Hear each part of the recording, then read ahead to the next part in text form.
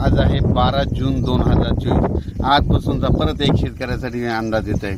सर्व शेतकऱ्याला सांगू इच्छितो की राज्यामध्ये आता म्हणजे 12 जून 13 जून आणि 14 जून दरम्यान आणि 15 जून दरम्यान दररोज भाग बदलत पाऊस पडणार आहे, म्हणून हा अंदाज लक्षात येतो।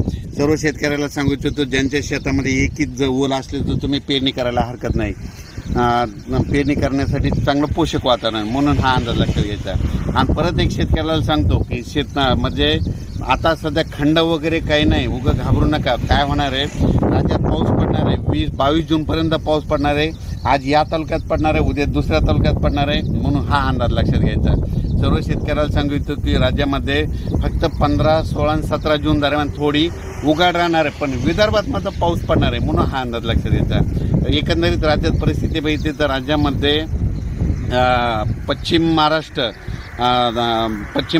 मराठवाडा आणि तसेच या भागामध्ये 12 जून 13 जून 14 जून 15 जून दरम्यान ओढे नाले वाहतील तसं आणखीन एक पाऊस पडणार आहे। काही ठिकाणी वाहुणी पडणार आहे, मुसळधार, कुठं रिमझिम, कुठं पेंड वालता पाऊस पडणार आहे, म्हणून हा अंदाज लक्षात घ्या। विदर्भातल्या सर्व शेतकऱ्यांसाठी आनंदाची बातमी, विदर्भामध्ये आज म्हणजे 12 जूनपासून आज विदर्भामध्ये बऱ्याच ठिकाणी पावसाला सुरुवात होणार आहे आणि त्याच्यानंतर विदर्भामध्ये देखील पाऊस वाढत जाणार आहे आणि विदर्भाची शेतकऱ्याची पेरणी देखील ह्या 20 तारखेपर्यंत सुरू होणार आहे, म्हणून ही विदर्भात शेतकऱ्याची आनंदाची बातमी।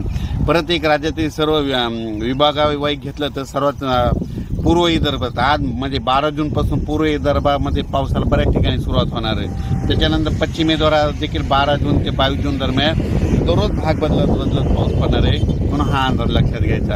आणि त्याच्यानंतर मराठवाड्यात देखील सर्व शेतकऱ्याला सांगू इच्छितो की म्हणजे 12, 13, 14 जूनपर्यंत दररोज वेगवेगळ्या भागात पाऊस पडणार आहे आणि एकच ओल असले तर पेरणी करायला हरकत नाही, म्हणून हा अंदाज लक्षात घ्यायचा। ओल जर नसले तर पेरणीचा निर्णय घेऊ नये, म्हणून हे देखील लक्षात घ्यायचं। त्याच्यानंतर सांगायचं झालं तर सोलापूर, सातारा, सांगली, नगर, नाशिक, धुळे, जळगाव, त्याच्यात बुलढाणा, जालना, परभणी, अमरावती, अकोला, हिंगोली, वाशिम, नांदेड, लातूर, बीड या भागात देखील ह्या 3-4 दिवसामध्ये चांगला पाऊस पडणार आहे, म्हणून हा अंदाज लक्षात घ्यायचा।